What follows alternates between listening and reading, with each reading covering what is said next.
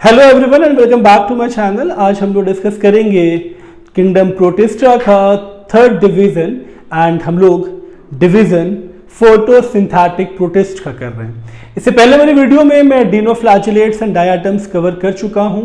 It means कि dinoflagellates, diatoms are the part of photosynthetic protist and today we will discuss a very important part in photosynthetic protist, that is Euglena-Phyta. Division Euglena-Phyta which includes Euglena viridis and ये easily available है, या मैं ये कहूँ इस complete division Euglena-Phyta से Euglena viridis is the most common species। बात समझ में आ रही है आपको? तो ये आपको याद रखना है कि Euglena-Phyta में सबसे common species for laboratory observation that is Euglena viridis। अब कैरेक्टरिस्टिक स्टार्ट करने से पहले मैं एक चीज आपको बता दूं, ये बहुत इंटरेस्टिंग डिवीजन है। इट मींस डिनोफ्लैजेलेट्स, डायटम्स या जो आगे भी हम पढ़ेंगे अमीबा के बारे में, पैरामीशियम के बारे में, प्लाज्मोडियम के बारे में, उन सबको एक तरफ कर दिया जाए, it is the most interesting division of kingdom protista.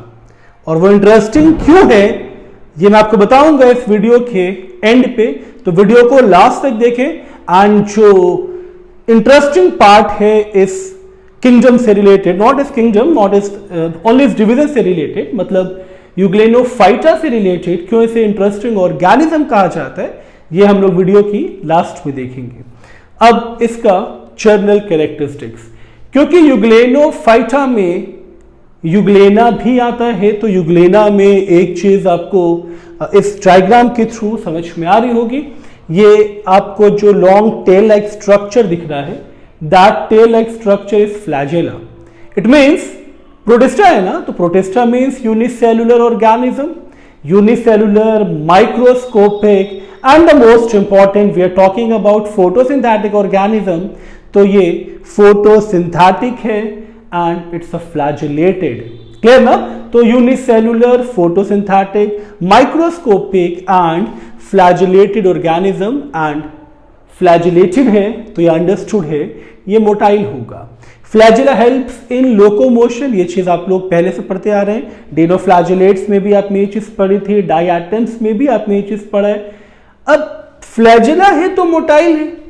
कुछ स्पीशीज ऐसी भी हैं जिनके पास फ्लैजेला नहीं है, दे लैक फ्लैजेला। अगर फ्लैजेला ही नहीं है तो ये अंडरस्टूड है वो नॉन मोटाइल बन जाएगा। Non flagellated is always non motile, clear ना? अब इसके हैबिटेट की बात करते हैं। किंगडम प्रोटिस्टा के लिए वैसे भी जितने भी डिविजन्स हैं उनके लिए कॉमन चीज क्या है? प्रोटिस्टा वहीं सर्वाइव करता है जहां वाटर होता है। They are predominantly water dwelling organism, तो इट इज अंडरस्टूड कि हैबिटेट इसका वाटर होगा। एंड अगर मैं यूग्लेनोफाइटा की बात करूं तो they occur in the fresh water pools and ditches. Pools तो आप लोग जानते हो ना, just like a swimming pool, तो वहां पे भी ये इजीली अवेलेबल है। डिचेस मतलब जो बड़ी बड़ी खाई होती है वहां भी इजीली अवेलेबल है। एंड इसका कुछ form brackish water and saline water में भी अवेलेबल है। ब्रैकिश वाटर तो आप जानते हो जहां पे स्टेगनेंट वाटर होता है, गंदा पानी होता है। एंड सेलाइन वाटर मतलब the water of sea which is salty in nature, clear? तो it is clearly observe that it is available in all the aquatic form, mainly the fresh water and few are available in brackish water as well as saline water.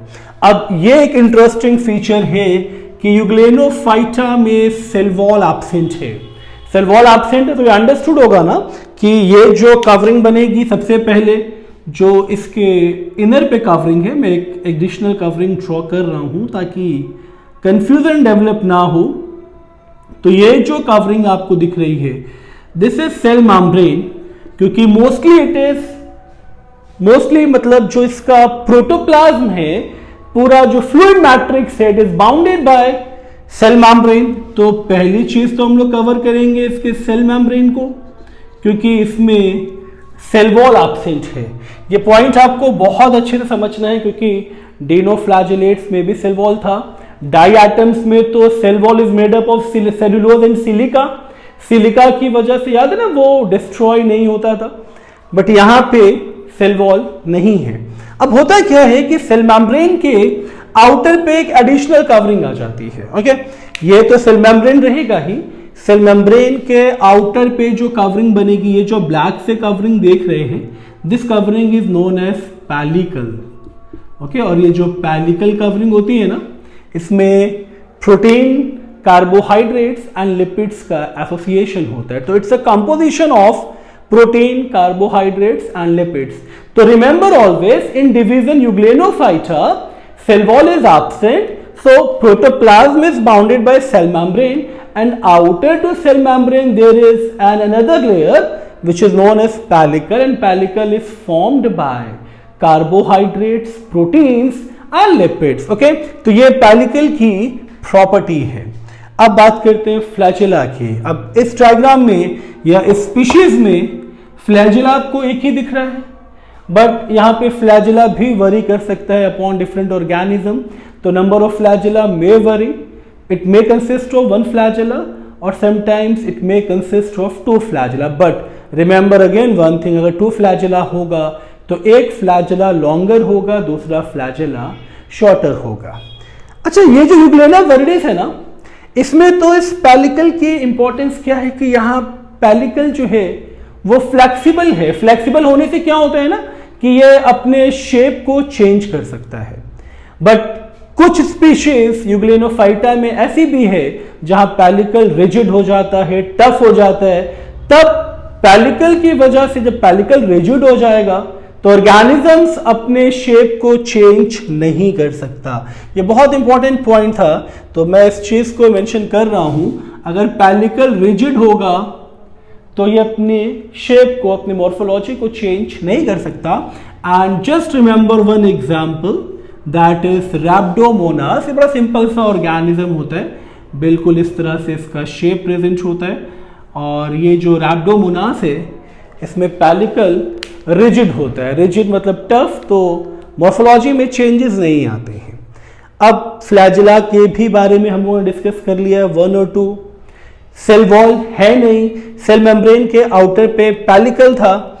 अब आता है एक और important point, cells at the anterior end possess mouth. अब इस diagram को समझने का टाइम आ गया है, क्योंकि इसमें बहुत सारे फीचर्स ऐसे हैं जो आपको समझना है। और वैसे भी जितने भी इस किंगडम मोनरा हो या प्रोटिस्टा हो या प्लांटे हो या एनिमेलिया हो, अगर आपने हर एक डिवीजन का या क्लास का या फाइलम का डायग्रामेटिक एक्सप्लेनेशन नहीं समझा तो फिर आपको कंसेप्ट्स नहीं क्लियर होने वाले।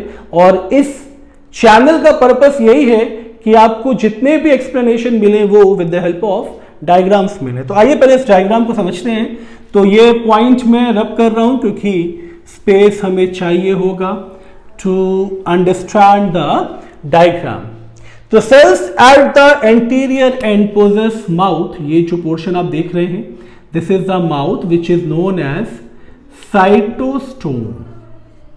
Okay, अब साइटोस्टोम के साथ सबसे इंपॉर्टेंट चीज क्या है, ये साइटोस्टोम जो है इट लीड्स इनटू, यहां पे जो पैसेज बनता है ये साइटोफैरिंक्स है। ओके, ये जो पैसेज आप देख रहे हैं दिस इज साइटोफैरिंक्स। तो साइटोस्टोम इज माउथ, मतलब जो भी हम लोग भी अगर अपने डाइजेस्टिव सिस्टम को देखें, जो भी चीज हम माउथ के थ्रू इनटेक करते हैं, it leads to pharynx first. Pharynx common passage बनता है for the food pipe as well as for the wind pipe. आपको बस वैसे याद रखना है कि माउथ लीड इनटू फैरिंग्स, तो cytostome is a mouth and cytostome मतलब माउथ लीड्स इनटू साइटोफैरिंग्स। तो mouth leads into pharynx in euglena viridis. बात समझ में आ रही है आपको?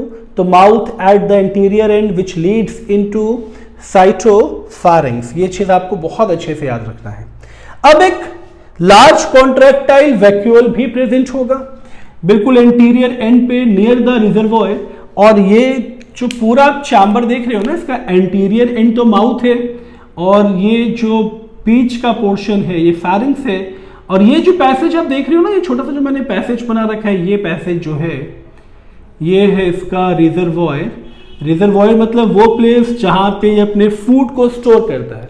ओके, तो कंफ्यूज आपको नहीं होना है, बिल्कुल इंटीरियर पे cytostome, then the middle portion is cytopharynx, मैं थोड़ा सा इसको और ऊपर कर दूं, अदरवाइज आप लोग कंफ्यूज होंगे। ये साइटोफैरिंग्स है और सबसे जो नीचे में पोर्शन आपको दिख रहा है, छोटा सा सैक पोर्शन जो दिख रहा है, दैट इज रिजर्वॉयर। और रिजर्वॉयर के ही पास ये है लार्ज कॉन्ट्रैक्टाइल वैक्यूल।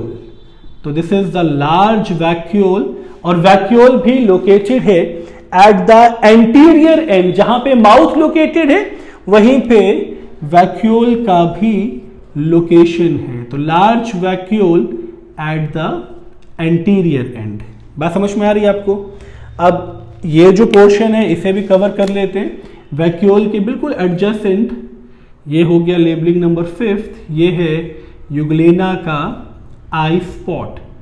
आई स्पॉट भी बहुत इंपॉर्टेंट पार्ट है, तो ये भी आपको याद रखना है। तो contractile vacuole is located just near the base of reservoir and adjacent to contractile vacuole there is a eye spot. एक आई स्पॉट होगा वहां पे, क्योंकि यहां पे कंप्लीट आई प्रेजेंट नहीं है, तो एक स्पॉट मेंशन है which looks like I. Okay, ये पॉइंट आपने कवर कर लिया। अब आते हैं हम लोग इसके फंक्शन पे। ये जो रिजर्वॉयर है इसमें एक चीज आपको याद रखनी है कि ये मैं ऑलरेडी बता भी चुका हूं with the help of diagram, कि साइटोफैरिंग्स से जो कंटेंट है वो ओपन होगा रिजर्वॉयर में एंड डिस्चार्ज भी रिजर्वॉयर में होगा। मतलब बात सिर्फ इतनी सी है कि साइटोस्टोम मतलब माउथ, जहां से एंट्री होगी, then it leads to cytopharynx and cytopharynx से इट ओपन्स इनटू रिजर्वॉयर, जहां पे ये डिस्चार्ज करेगा अपने कंटेंट को फॉर द स्टोरेज पर्पस। ये भी चीज क्लियर ना? अब बात आती है लार्ज न्यूक्लियस की। अब ये जो लार्ज न्यूक्लियस है इससे different mode of nuclear division भी बनता है, इसको हम लोग अभी कवर करेंगे रिप्रोडक्शन में। तो ये जो आप देख रहे हैं diagram labelling number 6, this is the nucleus portion, okay.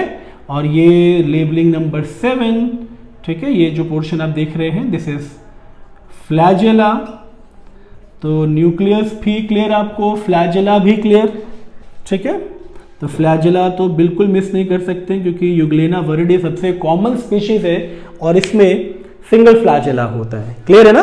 अब देखिए इसमें एक और इंपॉर्टेंट चीज क्या दिया हुआ है, मोड ऑफ न्यूट्रिशन। न्यूट्रिशन भी इसमें वरी करता है क्योंकि मोड ऑफ न्यूट्रिशन में मेनली तो ये फोटोसिंथेटिक प्रोटिस्ट है, तो ऑटोट्रॉफ तो होगा ही, फोटो ऑटोट्रॉफ होगा। एंड होलोफाइटिक भी है। होलोफाइटिक का मतलब यही है ना कि लाइट को यूज करके ये ऑर्गेनिक कंपाउंड को सिंथेसाइज करेगा।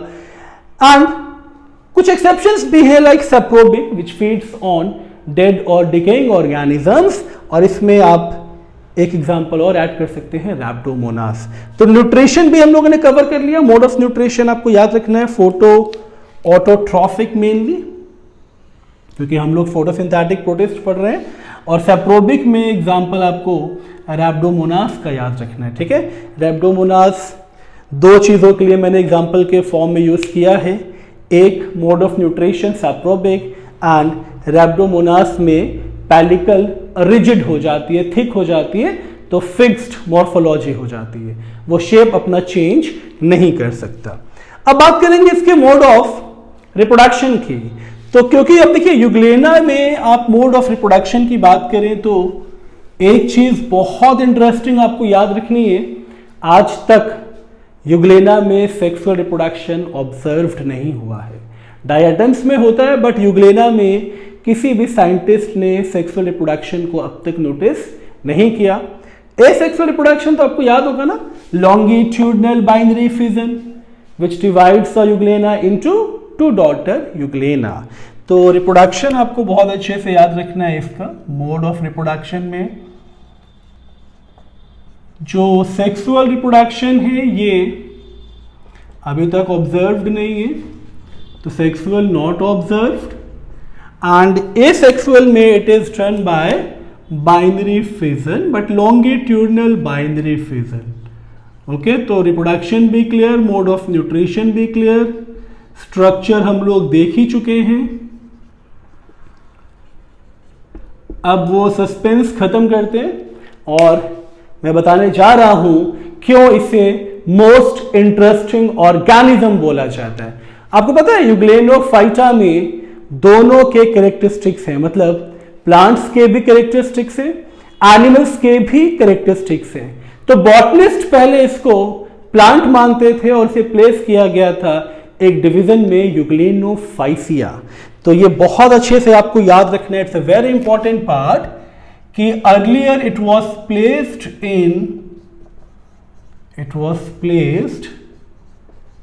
इन प्लांटे अंडर डिवीजन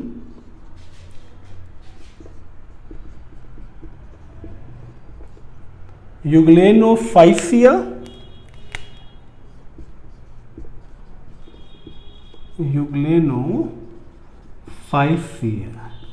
ओके। और जूलॉजिस्ट इसको एनिमल मानते थे और जूलॉजिस्ट ने इनको प्लेस किया था इनटू फाइटोमास्टिगोफोरा फाइलम में, along with phylum protozoa. Mainly phylum protozoa ही था जिसमें इसको प्लेस किया गया था। तो ये जो फर्स्ट है, ये प्लांटे वाला पार्ट, ये बॉटनिस्ट की वजह से था,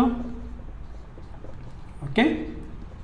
तो बॉटनिस्ट प्लांटे मानते थे, जूलॉजिस्ट इसको एनिमल मानते थे। तो जूलॉजिस्ट ने क्या किया,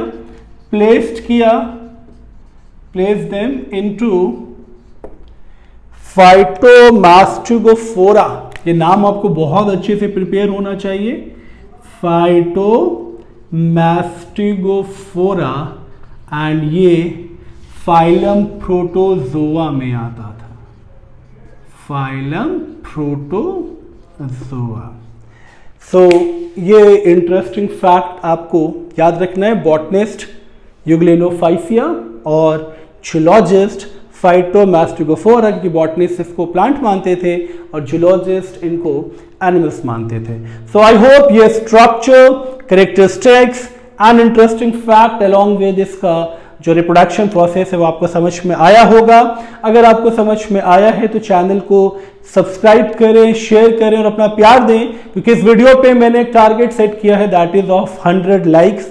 अगर आप इस वीडियो को अपना प्यार देना चाहते हैं तो लाइक करें और मेरे टारगेट को जल्द से जल्द अचीव करने में हेल्प करें। Thank you so much for watching this video.